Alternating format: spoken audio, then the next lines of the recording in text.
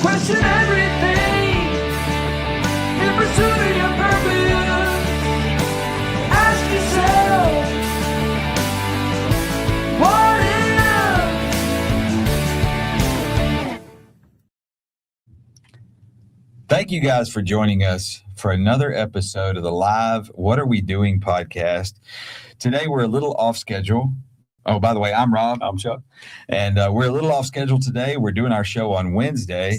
Yesterday was a special day for us for our practice. We had a class that we taught. We teach a leadership course, and we had a graduation for that class. Yes. So we weren't able to come to our normal live scheduled program yesterday on Tuesday. Right. So we're doing it today.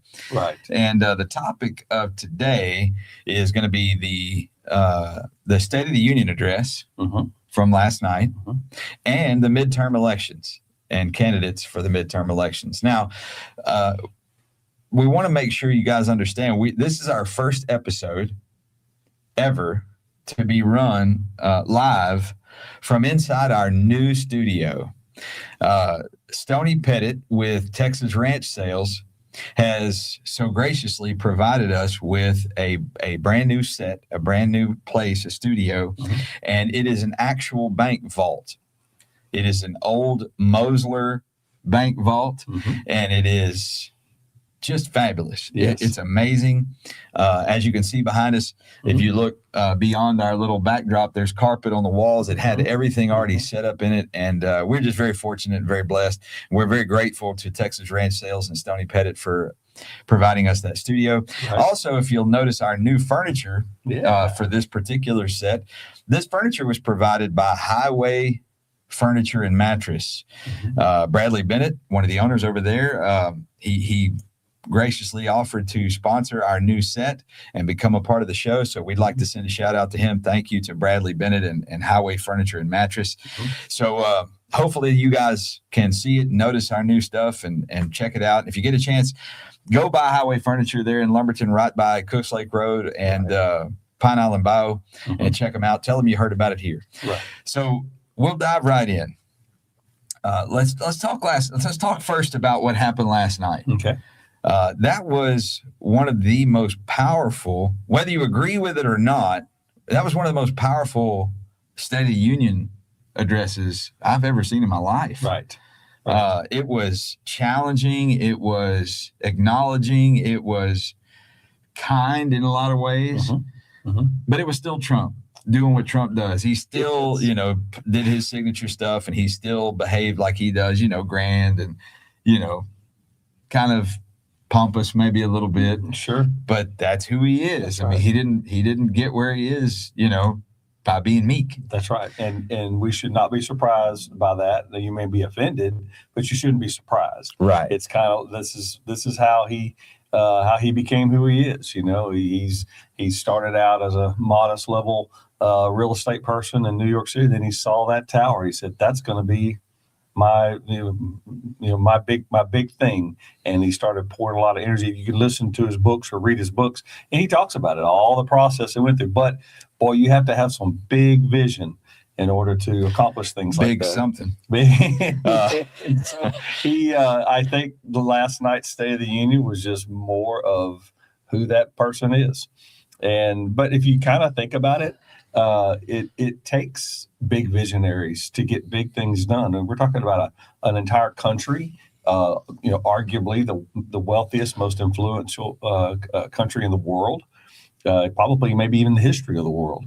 And it's not going to be led by the meek. Right. And so here we are, and he had a lot of folks to address, both maybe in a bit of a adversarial way. Okay. We point out the differences, but I really appreciated the acknowledgments.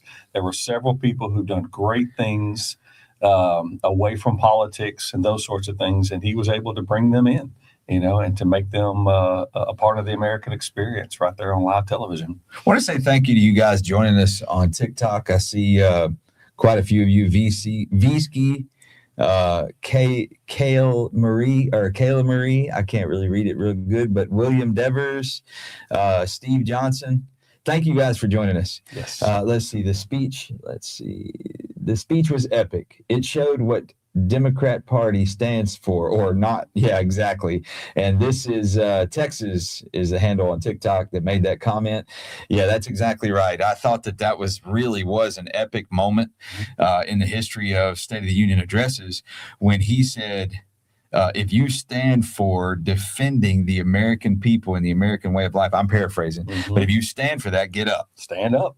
And that was, I mean, they fell right into the trap. They could have stood up. It wouldn't have hurt them. No. It wouldn't have been capitulation. It Right. would have been just, agreeing that we're for the American people. That's we're right. for the American way of life. We're Right. for defending America. That's right. And they That's right. defiantly That's right. stayed sitting. Right. And if I recall, that was like one specific acknowledgement. If you agree with this, stand up. Not agree with my entire speech, not agree with all my policies, but just defending America and the American way of life. And they did not stand. Okay, so VVV-01 says he was asking them to stand up for DHS budget. It was a double-edged sword question. I'm not so sure. I heard the question. I was watching it when it happened.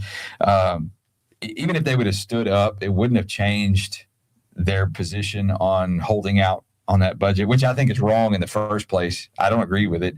But them standing up would have been far more symbolic of them standing for the nation, not just funding DHS, which by not funding DHS, they're showing how much they don't stand for the defense of our safety and nation in the first place. I mean, it's in the title, Homeland Security. Yeah. So, but thank you for that comment. And I appreciate all of you joining us. Let's see, Bob Cox. Oh, we got. Which I Scott. find interesting as Rob is reading through a lot of you guys who are tuning in, and thank you.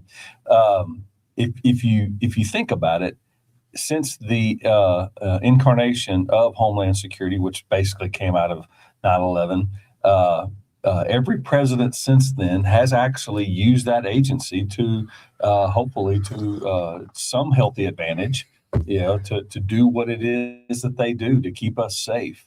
And so to even consider to defund them, what does that say? What does that say to you? Thank you, VV-01. You have a good morning too. We appreciate you. Thanks for being part of the show. And look, guys, as you join us, we really appreciate it. We're not going to address every comment if it's not germane to the discussion that we're having. We will not engage it. We appreciate all of you, and we want you to talk about our current subject matter. And the current subject matter, we're talking about the State of the Union address from last night. We're talking about the midterm elections and candidates that are in the elections. Yes. And we'd love to hear from any of you, no matter where you are. Right. So we'd love to hear from you. If you're in a different state than us, we're in Texas. Texas has got some huge political races going on right now that will affect the entire nation. Yes. Being from Texas and having the 9th largest economy in the entire world causes us to be very influential, especially financially, but also culturally. But we have some really big races going on. In particular, we've got one with there's a primary on the Democrat side for Senate. It's Jasmine Crockett and I think John Tallarico. Okay. Or James Tallarico. And then on the Republican side, we got a three-way race going for that same Senate seat. We've got John Cornyn, the Attorney General, Dan Paxton, Yes. and Wesley Hunt. Yes. And we'll talk about those, and I'll tell you my picks after we discuss it a little bit, but we'd love to hear from you guys. Do any of you have any, are any of you from Texas? Yeah, if you are way in, these are people who've obviously been, you've seen signs in the yard, you're probably getting feeds on your phone. What have you learned? And what are your persuasions when it comes to that particular race and other similar races? Maybe you have some local races. We've had the privilege of interviewing folks running for a state Senate seat. And as Rob alluded to, that's a state senator and arguably the 9th largest economy in the world. And so we got a bigger economy than Russia, yes, the state of Texas. the state of Texas. Kyle asked, so do you think anyone will ever have jail time for fraud in Georgia? I hope so. KK says many red seats are flushing blue across the country. One Senate seat in Texas was already flipped. And then Is that a state Senate seat she's referring to? I'm guessing. I'm not certain. because I do You know, believe it's a fascinating thing she's bringing up, though. But I'm going to bring this up because Austin, which is our the left coast of Texas, and it seems to me like KK and don't be offended. You seem like maybe you lean left. I noticed the blue heart and the rainbow flags, and I don't hold that against you. That's totally fine. Sure. But what I will say is that in Austin, in downtown Austin, we are seeing a surge of red. There is a candidate in downtown Austin that actually garnered support from Jasmine Crockett herself, and she's a Republican. We've had her on the show. Her name is Lauren B. Pena. She's running for Congress, state rep, and she is a survivor of human trafficking. If you don't know about her, check her out, check her story out. She's passionate. She's knowledgeable. She's committed. She studied law. And she is a Republican. She is a conservative Republican, believe it or not. And she's in the middle of Austin, and she is running a total grassroots campaign, which is the most impressive way to do it. She has no big donors. And with that said, she's outraised all of her opponents combined. And, I would highly recommend that you check her out, even if you're not in her area. It's good to know what's going on and who's doing what. Right. All of these races have impact statewide and nationwide. Yes. So know who they are, know what your lawmakers are doing. Let's see. Got lots of people joining us today. Let's see. Scott Tatusek. People don't want data centers polluting their cities. They don't want masked thugs terrorizing. Well, are you talking about like MS-13, or are they masked thugs terrorizing your city? Let's see. Moist says, "Is this the Bald Podcast?" Sure it is. Sure, why not? Yeah. Coming to you Hey, man. live. I Bald believe I made Podcast. this bald Santa Claus. So ho, man. Texas says you all need mods. Yeah, I don't disagree with that. Now, honestly, I'll tell you this. Thank you for the comment, Texas. We're new to the TikTok thing. We've been doing it a little bit, but I don't really know how to add a moderator or somebody to help me with that. Maybe one of you could help me understand that. Space Madness 9000.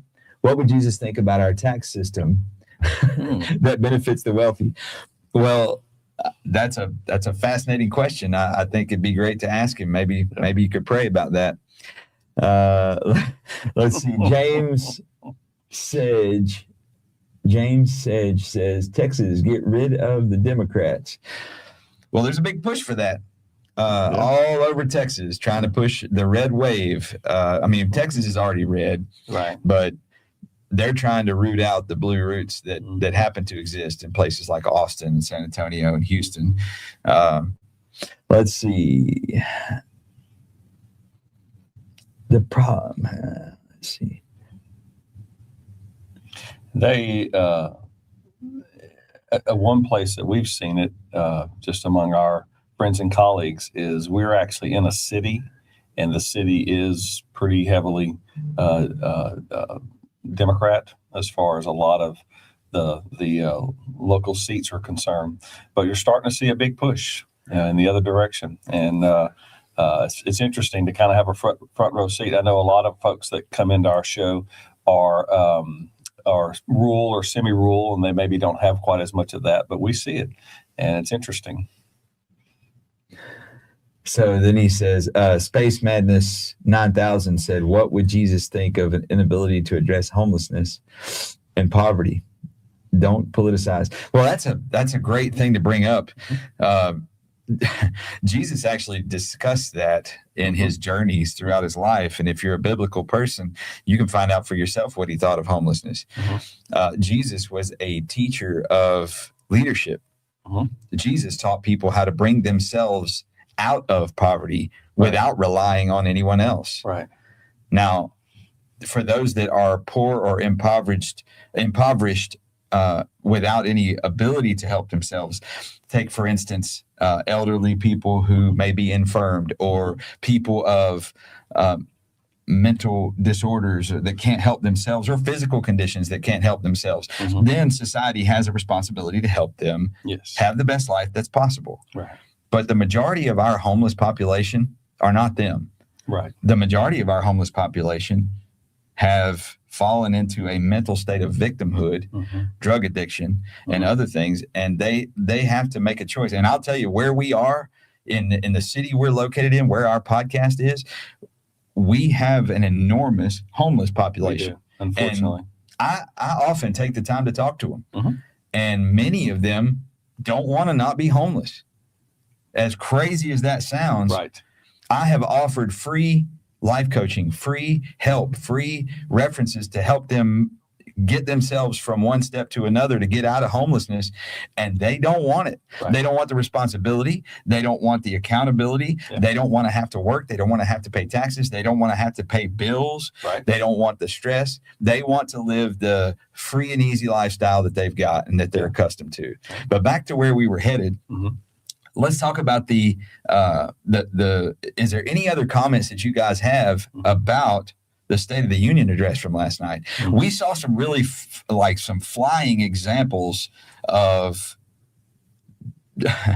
dissonance and disgust, and some pretty raunchy, no matter what side of the aisle you're on, whether you are a Democrat or Republican or independent, whatever it is, Mhm. there was a lot of embarrassing behavior last night. And specifically, I'm referencing Ilhan Omar and Jayapal, who sat next to her. Mhm. I believe that's her name, if I'm saying it right. That was an embarrassment, not just to our nation, but that was embarrassing to them personally, I would think. Yeah. They looked like little children Mhm. who someone told them no, Mhm. and they were pitching a fit. Right. You know what they reminded me of, Rob? From time to time, we've all seen these videos of what would be students in a classroom who, for whatever reason, whether they're having a bad day or whatever, but their idea is to be disruptive. So they disrupt the teacher and what the teacher's trying to achieve. And then eventually they attack. And whether it's a verbal attack or sometimes even a physical attack. And so when I see those things, I'm thinking to myself, what happened to this level of respecting authority? Because and this is just student to teacher, and so obviously there's going to be consequences. The student is not going to win; they're going to lose. A lot of things in their favor because they couldn't contain whatever emotions they're feeling. So when I saw those reactions from those folks like that in the gallery, that's what I thought of. I thought like an entitled, spoiled child in a classroom who's mad at the teacher because they held them accountable. Yeah, and. Too bad for you, says Trump embarrassed the Democrats last night. What was fascinating about it was, and arguably he set that up, it looked like he baited them in and let them embarrass themselves. It really did. Like I watched it and I thought about it a lot after the fact, and that's how it looked. What makes things most embarrassing, though, Rob? I think it's because there are nuggets of truth in those presentations. Whenever someone points something out to me and it is a truth, that's when it becomes embarrassing. If it's not true, I'm not embarrassed. But why do people get upset? Because there's truth. And I think Trump did an excellent job and has done all throughout, especially his public career, pointing out truths. And they're not convenient. So EJ Nemo says, what was the truth, or what was truth? Well, how about the consequences that those families that he had in the gallery, who some have lost children, some have had, their children have had permanent damage and will have for the rest of their life, all at the hands of someone who's in our country illegally and has been given privileges, not the least of which is to carry weapons or drive vehicles, which could become weapons intentionally or not. But yet they had no business here. And he pointed out, and this is just one example, and he pointed out that the only reason that happened to that child is because the people who were sitting let them in. That's it. Yeah. So let's see. Now look, there's a lot of comments on here that are not necessarily, how do we say this? Intelligent. Okay. I'll say this: we're not insulting anybody. I'm not calling names. I'm not saying that Ilhan Omar is any kind of a name. I say that she behaved in a disgusting, embarrassing way. Jayapal did the same thing. I will say that when you pan to Democrats that are supposed to be representing the people in their constituents, and they look like they're asleep at the State of the Union On their phones. what does that show us? What does that show the rest of the world? How does that look?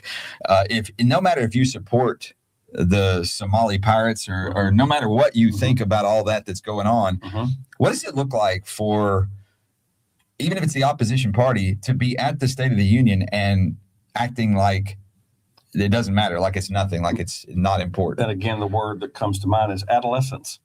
I don't trust, when my children were in my home and they were still in a state of adolescence, I didn't trust them with major things in our home. And so these people are at probably one of the most trusted levels in our country, elected to some level of governance, yet they want to be trusted. Well, didn't look like very trustworthy behavior to me. Right. So Big Daddy says Democrats don't stand for America. They stand for their pockets and how much money they can steal. That is the way that it looks. Like, one of the things that I thought was fascinating last night was when they talked about accountability for trading. When people are going to be held accountable for making inside trade deals and not being allowed to trade as an elected official. Right. I found that very telling when so many people didn't stand up for that. Right. And then when Nancy Pelosi was interviewed after the fact, she said, "Oh, I'm in support of that." And we all, come on. Yeah. Now, if I'm not mistaken, when a person is elected to the presidency for those 4 years, their income is put into a blind trust. That's their businesses, everything. Yeah. And so they basically are. So there's no potential for economic perversion. But yet, apparently, members of Congress don't have to do that. Evidently, They haven't.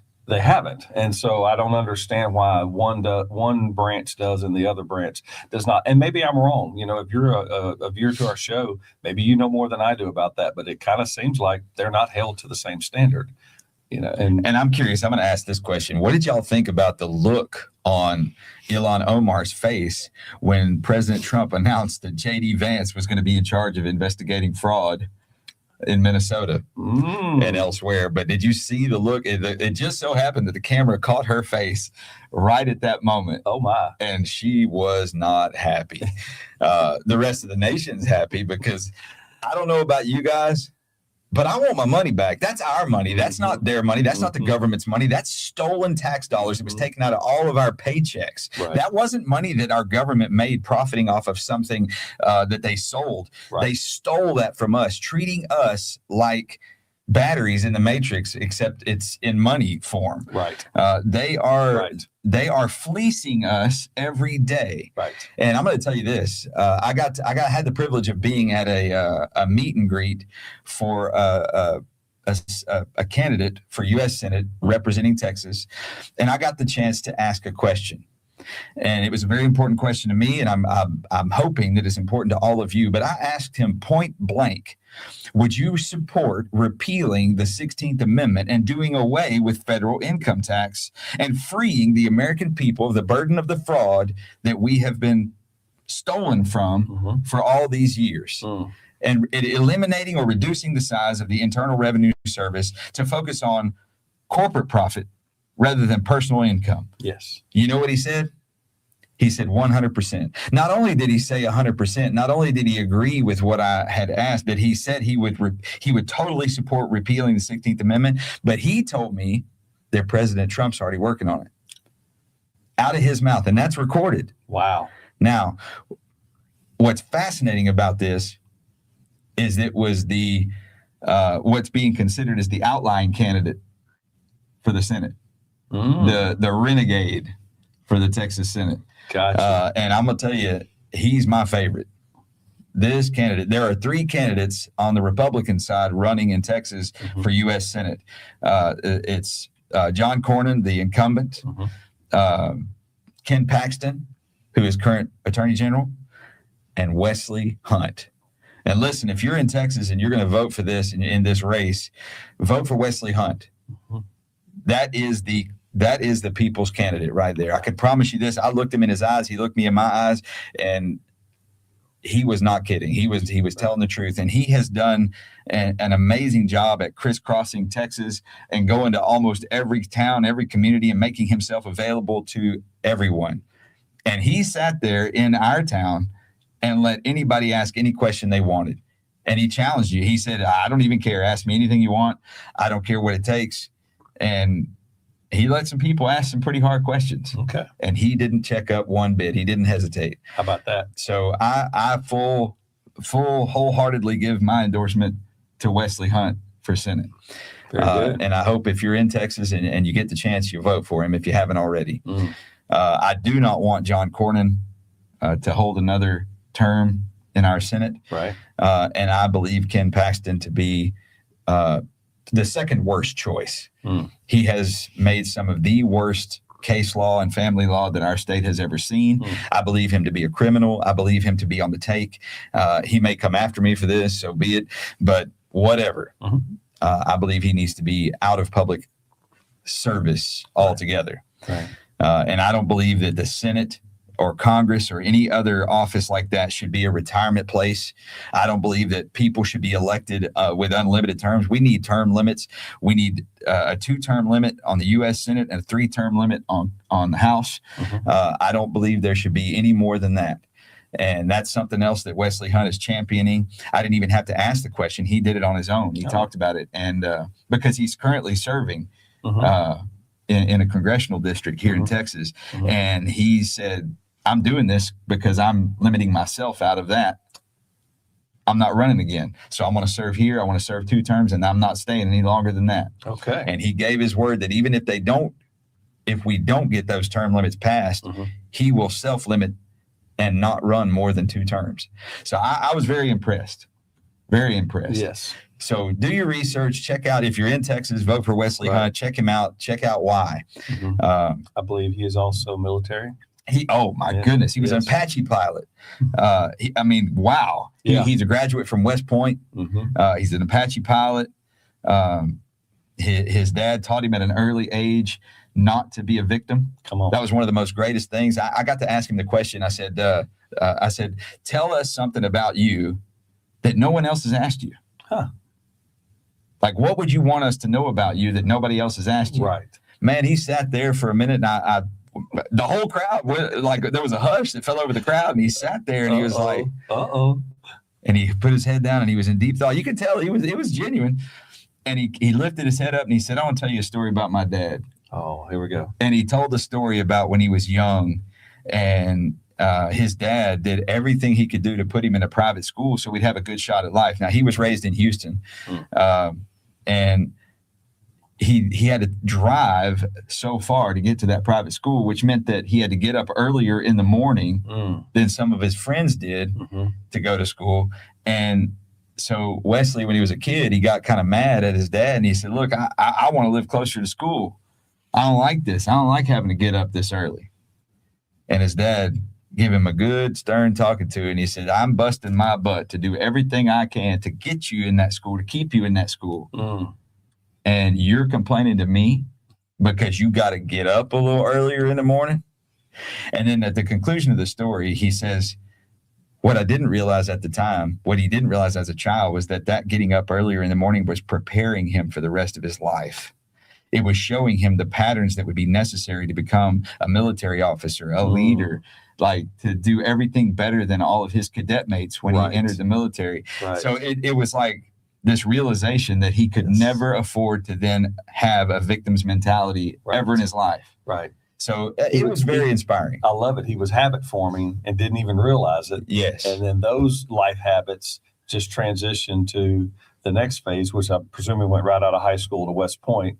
And then from West Point, went to OCS, and then eventually became a Apache helicopter pilot. And that's a profession that they do a lot before the sun comes up. And then they do it all day.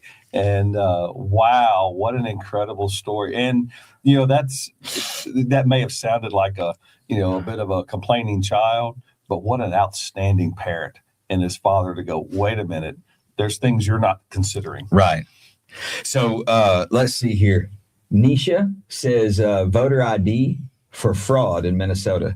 Now that was I found it fascinating that Trump last night at the State of the Union he called that out. He called that topic out in a big way. Yes, he did. He talked about Mayor Mamdani, and it's in the news. Everybody's talking about it right now. How Mamdani to come out to talk about you can't make people have an ID to vote, but you got to have 2 forms of ID, maybe 3.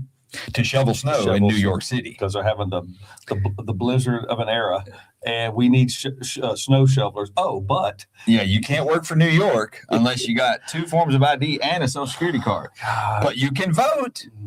You don't need ID to vote, but it's okay. I mean, friends, is it really that obvious? Just be consistent. Be consistent across the board. And that's the reason that people start losing confidence in certain people in certain parties, because they're not. So seriously, you don't have to have an ID to influence our elections and all of these most important positions that, as Rob was alluding to earlier, that people hold for years and years and years and get a lot of things accomplished in our favor. But yet you have to have one to work as a volunteer. Other than cheating, is there any other reason to let people vote without ID? I cannot think of one. Can anybody in the crowd, can y'all say anything about, is there a justifiable cause to let somebody vote in an election in this country without ID other than cheating? Because I don't know it. What other profit would there be? And just for those of you that may not have been listening, that's basically what the president said last night. Because they're cheating. And one of the things that I loved about last night, and there are some things about Trump and some things about the way he talks and things that he does that I don't like. But overall, he's an America first president. Yes. And we need that. That's right. We haven't had that other than him in a long time. That's right. In that position, for sure. In a long time. And Right. we need that. Our nation needs it. The world needs an America first president. Right. We are supposed to be the beacon of hope, the light. Mhm. We are supposed to be the example. Right. And how can you be the example if you don't put yourself and your people first? That's right. That is part of the protection policy and part of the preservation policy. That's actually in our documents, to protect and preserve what we do as a country. Well, that takes hard decisions. That takes difficult positions. And it may not be as soft as some people like, but it's necessary. And I believe if anybody that's tuning into our show, if you would just be truly honest about things happening in your family, there may be things that your children or some of the youngers in your family are going through in a public way, maybe school or a team or something along those lines. And you all know that you would basically, go to some semblance, and I say it with air quotes, war against some institution, whether it's a coaching staff or a school or whatever, in order to give your child the best possible opportunity to succeed. That, to me, is what our president is doing. Bach on TikTok brings up a fascinating point that I actually like to discuss this. It says the youth today confuse liberty with freedom. Now, I'll say this. I think what you mean is they get confused between having freedom and having accountability. Okay. I think that's what you mean. Now, correct me if I'm wrong, but I think what you mean is having the protections of liberty or freedom under our Constitution without accountability. Yes. So, like, I'll give you a for instance, and I think you're onto something. If this is what you mean, people think that the freedom of speech gives you the right or the ability to say whatever you want without any accountability. But that's not true. It just means you have the right to say it. That's right. It doesn't mean that you're free from what comes next. That's right. So, like, we are on a platform right now. We're talking to you guys on TikTok, YouTube, all these other things. And if we say stuff you don't like, the natural consequence is you can stop listening. You can stop watching. You can stop supporting. It's that simple.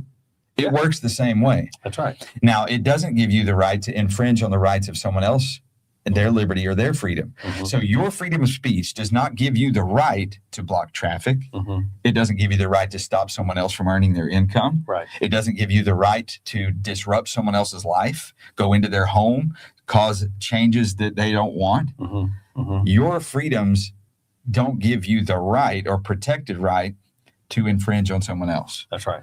And I think we've got a lot of confusion about that in this Right. country. Right. Uh, So someone once put in, and I'm probably going to totally mess up this. I'm not trying to quote, but I'm trying to reference this discussion of liberty and freedom came up. And this person said the best way they have come to understand it is freedom is like a current application. I have the freedom to do something right at this moment. Of course, as Rob also alluded to, consequentially, good or bad.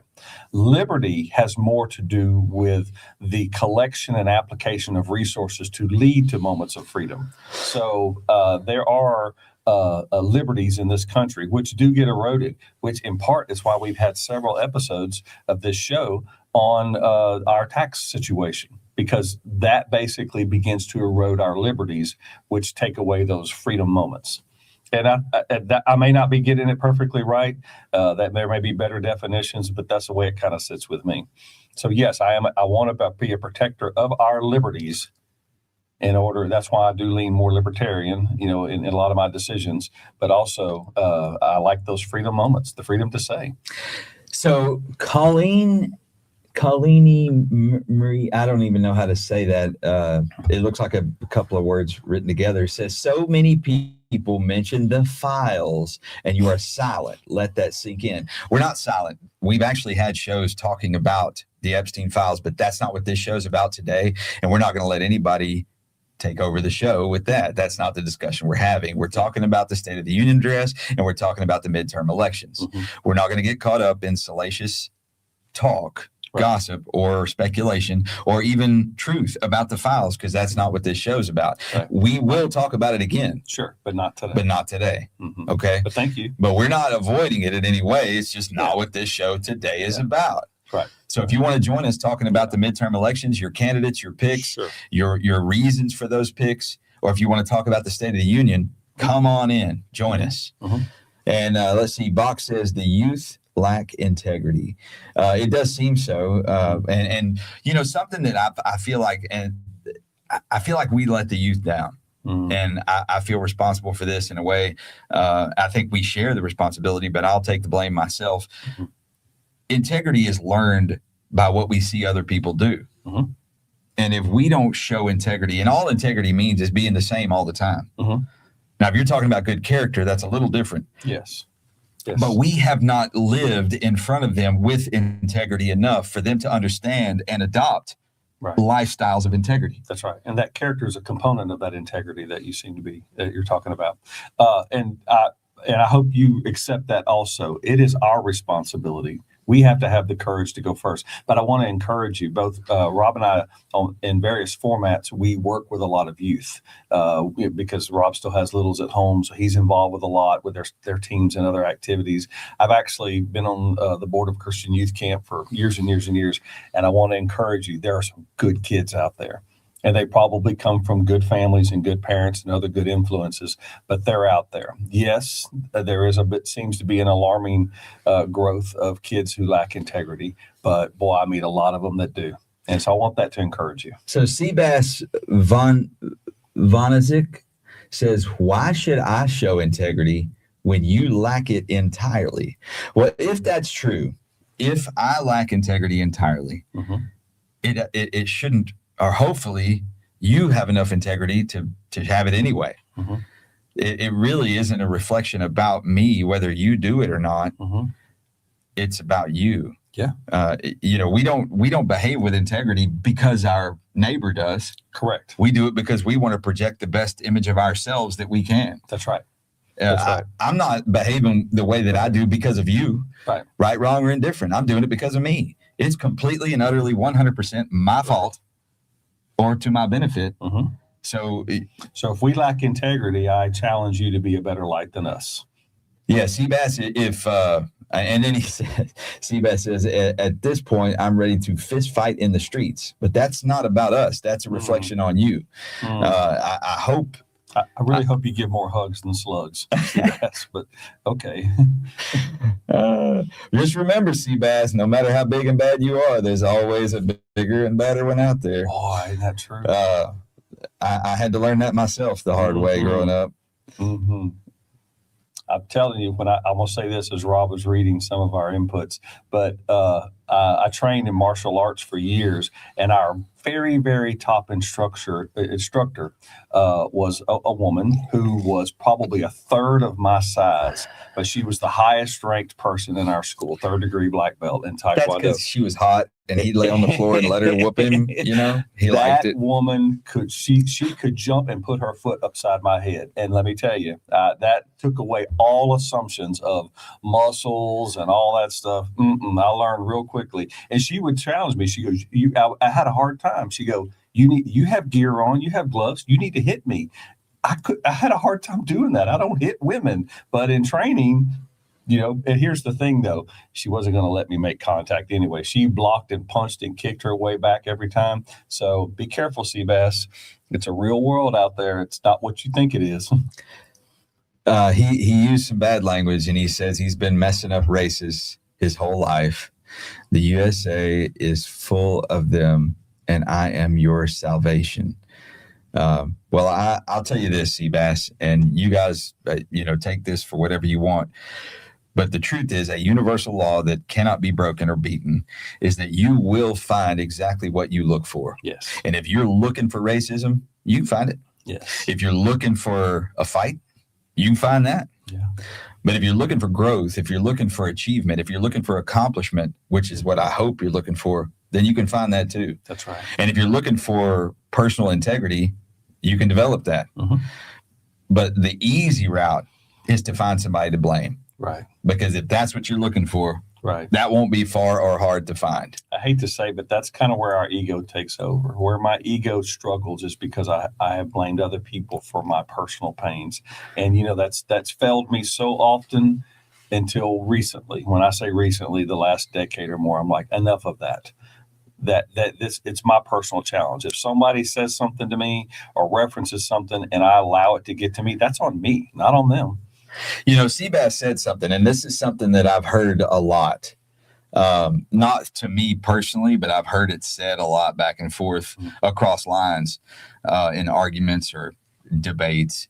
But Seabass says you're behind your religion. Like basically, it seems like Seabass, like you're accusing people of hiding behind a religion. What's fascinating about that is we haven't brought up religion one time today on this episode. No. It's all been from the audience. In fact, right. You are bringing up religion. You're talking about it. And maybe that's because you have conviction about it. Maybe you have something about it that you need to discuss. If you have questions, feel free to ask them. But Seabass, we haven't hidden behind anything. In fact, we're quite open about what we feel, what we believe, why, all of it. And we invite you to discuss. If you have convictions, talk about them. Yeah, absolutely. And earlier when Rob was talking about, was referencing Jesus, it was one of our viewers who actually brought up about Jesus and taxes, And I will say this, Jesus referenced on many occasions, first in the Sermon on the Mount, and then in another occasion with good old Judas, when he says, we will always have the poor. Blessed are the poor. And I like Rob's answer. It's more than just poor of money. There's poor of spirit, poor of integrity, poor of intent. These are people who live an impoverished mentality rather than an abundant mentality. That's poor. And I've spoke on that on several occasions, and I know Rob has too, so that people truly understand it's not as simple as our English translation. Poor is poor, and we want to be people of light. We want to be people of growth. We want to be people of high vibration that helps change the world for better. And yesterday's ceremony was evidence of that. People embraced the class, and they came out, and I believe they would say, and they have said in their own documents, better than when they came in. Well, then I think that's winning. I think that's succeeding, and we are so grateful for that. So who all in the audience is from Texas? I know we definitely had one guest because his name was Texas. But who all is in Texas right now? Who's your picks? Who are your picks for who you're voting for? If you're not in Texas, talk about your personal midterms wherever you are. Let us know where you are and who you've got going on there. And maybe a little bit about the reason that you want that person in. Okay, so Vet Marcia says people with integrity expect to be believed, and when they are not, they let time prove them right. Well, I'll tell you this. I work to exhibit integrity in my life, and I don't expect to be believed. I expect to always let time show that I can be trusted as a man of integrity. I am not that arrogant to expect other people just to believe me or just to know that I'm a person of integrity. Right. I believe that as a man of integrity, time is my best friend because it will always bear out the truth. That's right. Because Right. a lack of integrity, the opposite of integrity, or being a person who's dishonest, low character, is like a weed Yes. below concrete Yes. with sunlight shining on it. Mm-hmm. It will break through Mm-hmm. and grow. It will show itself to the light. Right. The truth will come out. And then it will have a destructive nature to it. That's right. But yes, I do agree. Integrity has a measure of consistency over time. That is true. Vet Marcia says 100%. I was raised to have integrity. Thank you, Vet Marcia. And is your name an indication that you served the United States military, Marcia? I'll wait on your response there. I'll tell you, it's been a very active show today. Yeah. Thank you, guys. Someone once used this phrase. She said, and- yes, Army. Thank you for your thank you for service. your Thank you service. very much. Thank we you. are in your debt. Yes, we are. Someone once used this phrase, and it kind of goes along the lines of integrity. You're welcome to take it with you. It said, say what you mean, but mean what you say, but always say it in a healthy way. And if we're living the source of that type of healthiness, that type of honesty, that type of integrity, we are producing a winning environment, a winning habitat, a winning spirit. And when I say winning, I don't just mean, I win, they lose. I mean, everybody wins. And growth is part of that. And so that's what we're in the business of. We're teachers, we're coaches, we're counselors. We love helping people grow. And I like to think, Rob, that you and I bring our own personal growth experience. We listen to books, we read, we discuss like we're doing here.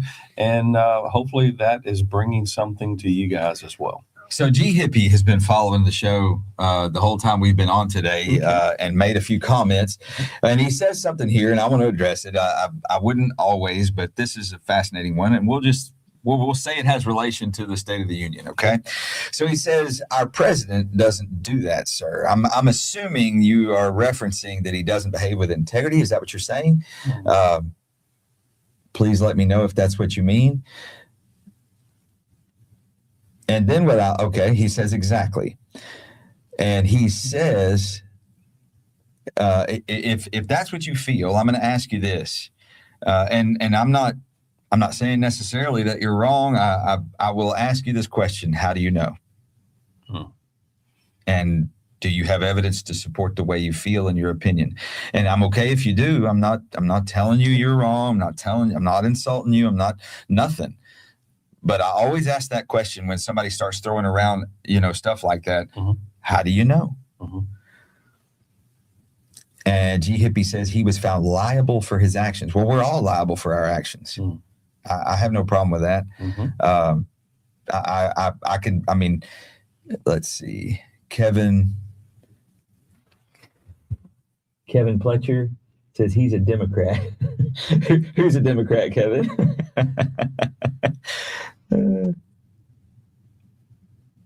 He was found liable for EJC. Okay. So I'm going to ask you a crazy question, and I'll direct this to you, G Hippie. If something goes wrong, if something happens, and you are found liable, and you deal with it legally and otherwise, are you disposable? I'm just curious. I personally have made tons of mistakes. Right. Likewise. And I promise you this, on every one of them, even the ones that weren't found out publicly or what have you, I've had to pay the price for that. Yeah. And the fastest way I could pay that debt off, the price of my mistake, was to acknowledge it, own it, take that responsibility, take that accountability, and then I could pay that debt off and move forward Right. as a man of integrity. Right. So let's And see. yes, part of that transformation was from acknowledgement, to put that into some transforming action. So to do better, if you want to put it that way. And I think. Thank you, God, Big and I Daddy. know Big you Daddy do. says he's got to go. Sorry to interrupt you. Okay. Big Daddy says, I got to go. He says he's following us now. God bless. Thank you. God bless you too, Thank Big you. Daddy. Now Thank go you. ahead. I was going to say, and I thank God that I was given opportunities to do better. And so if someone was found liable, well, let's give them an opportunity to do better at whatever platform they're going to have. But yes. And thank you, Big Daddy. Have a good day for sure.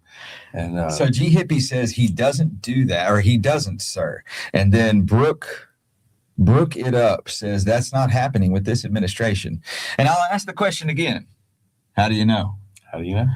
We don't know what we don't know. I mean, I hate to say that, it sounds so cliche, Right. but it's the truth. And I'll tell you this, like so much, and this episode is about the State of the Union and the midterm elections. We're kind of digressing a little bit. We're getting a little bit off topic here, but I'm going to say this. There has been a lot of stuff on social media. There's been a lot of stuff in mainstream media about the lack of prosecutions from Pam Bondi, from all these different things that we want to see arrests made for fraud. We want to see prosecutions for this and that and the other. Well, I'm going to say something crazy, and I'm not advocating for that at all. I want to see prosecutions. I want our money back. But I'll say this. The unfortunate truth is that the legal system and doing it correct is not fast. No, it's not. The arrest can be made relatively quickly, Mhm. but prosecution and carrying out the legal process, well, that's a whole nother matter. Mhm. How many of you in the audience have been divorced? How fast was it? Right. Imagine that, but Right. you're taking away someone's rights. Right. They have to build a case. Yeah. They have to build a case solid enough that they feel confident they won't lose. Right. And that takes a lot of time. That's right. That's right. and- And also don't think that some of these, a lot of these people who are within the radar, of say, Pam Bondi and others that are in similar positions, they're not ignorant to the fact that they're being investigated and what have you. So what do a lot of them do? They lawyer up, and then they start putting And that blocks. slows it down It even more. slows it down. They put blocks in place. So, we wish these things could happen at the speed of a 4-year administration, but it's not quite how it works, And but that's why a lot of times, and maybe say a full administration may leave, and you don't start hearing the conclusion of that until well into the future. That's happened on many occasions. Something finally gets decided because it's been hammered out in court, but it may have started under maybe current administration, such as the one we have now. And so understand that slows the process down a lot too. It's not necessarily her or her team. So Deputy Dreamer's here. It's good to see you. Good to see you, Edgar. He says yesterday's speech was powerful. I agree with that. Dog Mom says the wheels of justice are slow. Yes, agreed. Lauren, let's see. Lauren Tamonti. Did I say that right? Anyone who still support the Democrats is in a whole another level of idiots. Let's see. G Hippie says, "Hey, thought we were talking. We were. We said a few things, and then a few other comments came, so we addressed them.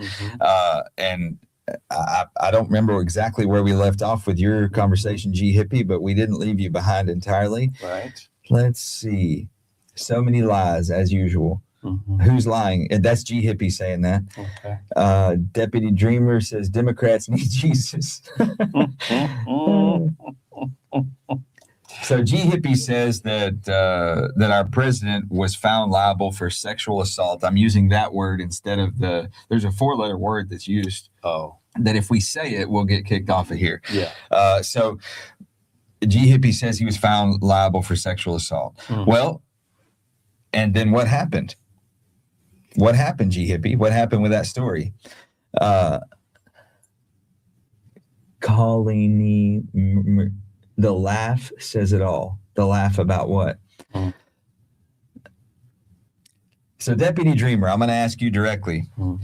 And for those of you who don't know, Deputy Dreamer has been a guest of our show. He is a DACA recipient.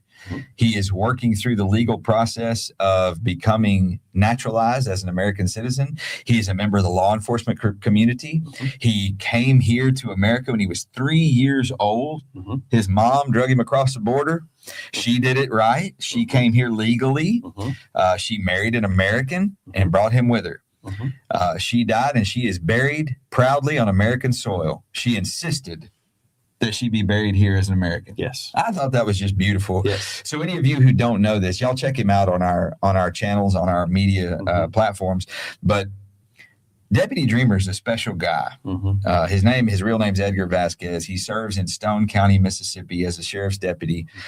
And he's special because he's still considered officially as a not legal immigrant. Yes. But he is so much committed to becoming an American and doing it the right way. He went through the police academy. He is sticking his life on the line every day as a law enforcement officer, and he can't even carry a weapon Right. on duty. Right. And so when we make blanket statements, and I bring this up because it has a lot to do with the midterms, it has a lot to do with the State of the Union and things that were discussed last night. I bring this up because when we make blanket statements like send them all back, and I used to say stuff like that until I got to know Edgar. Mhm. Send them all back. But how do you send somebody back who's been here since he was 3 years old? Right. And he's in his 30s now. Right. This is where his life is. This is it. That he's never been. He doesn't know what Mexico's like. He's never been there. That's right. It's not home to him, and he loves it here. He pays his taxes here. Mhm. He stands the line between right and wrong. Mhm. Mhm. How do we as a nation say send him back? That's right. How do we do that? That's right. Yeah, and he is even with curiosity and inquiry, he has looked into, okay, now that, and this is coming from President Obama's administration. This is where the DACA and Deputy Dreamer came into that category, and so he has asked, he goes, okay, what do I do next? And they don't have an answer. They do not have an answer for this fine man and many like him as to how he can go ahead and fully facilitate to citizenship. The only thing they don't say, but others obviously in public forums say, well, go back and then go home and come back. Well, that is not his home. This is his home. Right.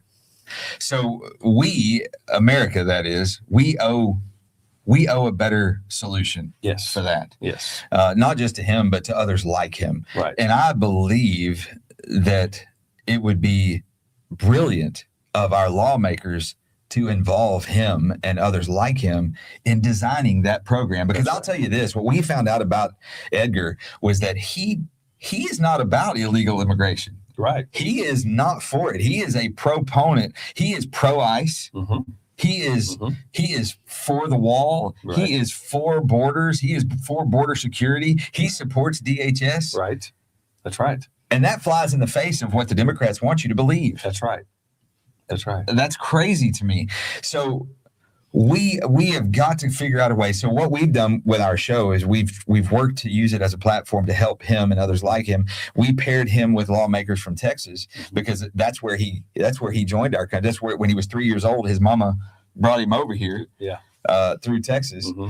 So we want to see him find a solution. And I want to see, personally, I want to see Texas be a part of that solution. Yes. And then Deputy Dreamer says, keep in mind, I applied to leave the country and come back in legally. Yeah. And if he does that, imagine what the cartels would do to somebody like that. Oh, wow. Imagine what the risk is of him going to Mexico Mm-hmm. and they don't like, he would be considered as a non-Mexican over there. Like Yeah. they would look down on it. Right. Is that right, Deputy Dreamer? Is that right? They would treat you as an outsider. Mm-hmm. So you get treated as an outsider there. Yeah. You get treated as an outsider here. You're Sure. a man with no country. That's Right. horrible. And as we've seen recently, imagine the consequences if that happened on the other side of the border. There's nothing that his friends and family here could do to help protect him. No. He's on this side of the border where obviously things are safe, but yet we have full portions of our federal government want to defund the actual organizations who protect not only us but people like Edgar. And we talk about a lot, like we've heard a lot of people talk about ICE and how we had people commenting earlier, and that's not what this show's about, but it did come up last night in the State of the Union. So it's important to understand Edgar, Deputy Dreamer, has gotten the opportunity to actually talk to ICE agents. Isn't that true? And as such, he has no fear of them. Right. Do you know why he's not afraid of them? These masked marauders that are so scary, killing Americans and all that stuff. It's total bullcrap. Yeah, they're just going around rounding up anybody with the color of a skin. He's not afraid of them because he's not breaking the law. Exactly. He's actually upholding the law. He's actually enforcing the law. Yes. They actually got him. He has been a part of helping resolve investigations with illegals. That's right. That's right. For lots of reasons, his skills notwithstanding, but because of his bilingual abilities, he actually was able to go. They came and got him and said, "We need for you to come with us and help us." So, and this is another little side note. He says it publicly, so I'm not pointing anything out. Because of his status, he cannot carry a firearm like other law enforcement officers do. So he has to operate with limited safety abilities, but yet he was willing to put himself in harm's way because he believed in what he was doing. So it's a fascinating thing. Deputy Dreamer, Edgar he posted on there. He says, I have to cover my American tattoo when I go to Mexico. If he goes to Mexico, that's what he'll have to do. I can't even imagine. I didn't even think about that. Yeah. That's crazy. I bet they'd cut it off of him. Right. If they caught him over there with that. Brooklyn says, I don't think y'all watch or read the news outside of the Fox network. I don't really watch Fox. So I'm sorry to disappoint you, Brooklyn. Yeah. But what news am I missing, Brooklyn? Go ahead and share it with us. If you've got some information to share, we'd love to learn. You seem to be so far more educated than we, so please share with us. Sure. Especially your sources. Whatever they may be. But we've been on here now. This show has lasted for an hour. It's been a very engaging show, and we appreciate all of you. Deputy Dreamer, thank you for your comments. Thank you for being with us. All of you, G Hippie, Big Daddy, I know you're off here now, but thanks anyway. And we want to send another shout out as we close the show to the provider of our. Oh, wait, Brooklyn says, could you answer my question? What question is that, Brooklyn? Much love to you too, Deputy Dreamer. When we get the chance, I'm telling you, Edgar, we're coming. I'm going to come your way, and we're going to have lunch over there somewhere in Mississippi next time I go to South Carolina. Yeah. I'm going to track you down. Maybe we'll find us an ICE agent, and we'll all have lunch together. Brooklyn says, sir, if your daughter brought home a man who was previously convinced of SA, would you just laugh it off? If convinced of it? Convinced? I think you meant convicted. So Brooklyn says, sir, if your daughter brought home a man who was previously, I'm going to say you mean convicted of sexual assault, would you just laugh it off? No. I'd want to know more about it. I'd want to understand what happened. That's right. I would want to know first of all, are they the same age? Are they within reasonable age range to have a healthy relationship? That's the first thing I'd want to know. And by the way, I have 5 daughters, so it's a valid question, and I can answer it with my heart. So I'd want to make sure that this guy is not, suspicious, indeed, for lack of a better way to put it. That's good. And then I want to know the circumstances around it. And I would probably do a little more due diligence. I would probably find out more about the case and then call law enforcement where it happened. I might even go so far as to call the DA's office if he was convicted, as you say, and find out, because it's public information. If he's been convicted, it's public. I'd want to know all the surrounding circumstances. And then I'd want to talk to him. I'd want to look him in his eyes and have a private conversation with him and ask him all the questions I want to ask. I would want to satisfy myself. But the rest of the story is that if my daughter's a grown-up and she makes that choice, I don't have to condone it. I don't have to like it. She might do it anyway. Right. I've seen that. Oh, yes. So in my own life, my own daughters. So that's a tough one. right. But thank you for posing the question, Brooklyn. Yeah. That's valid. It comes up a lot in the counseling coaching industry, where there are adult children who do get connected with folks who have, those type things in their past. And so by the time there's maybe children of some sort, the grandparents come to me wanting to know what they should do. And I tell them similarly to what Rob just told you, be curious, get involved, ask questions. Oh, well, Chuck, they may get upset with me.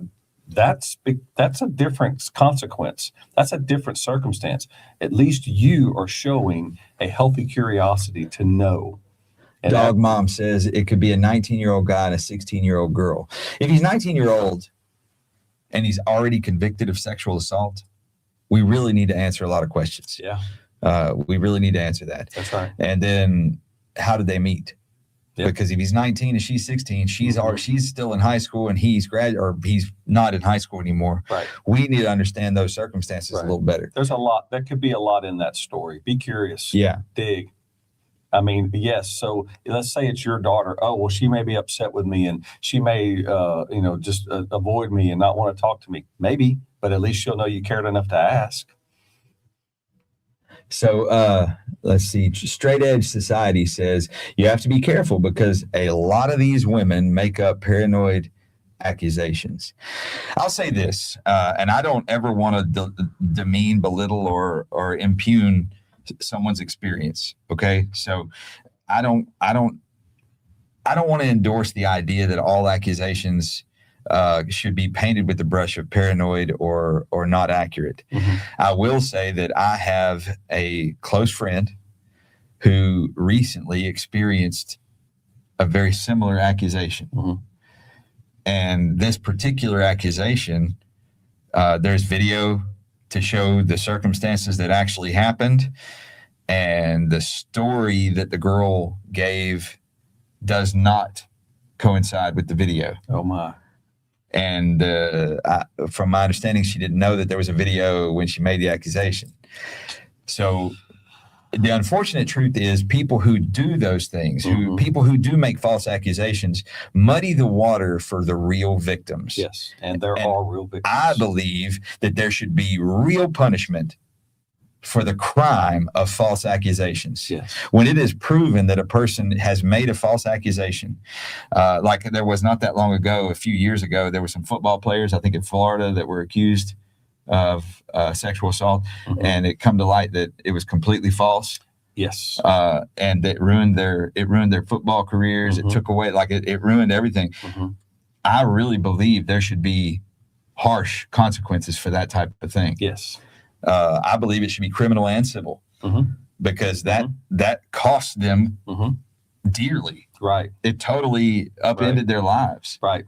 So, and there's also circumstances, if you go back to the Duke lacrosse team, and that turned out to be completely false, and actually found out that the district attorney for that county falsified evidence. He basically lied to the court, and he actually, I think, ended up having other punitive damages, like beyond being disbarred. I think he actually served criminal time, but it also opened up a civil case for those young men whose lives could have been ruined if they didn't have diligence in their life, because they're like, we didn't do anything wrong.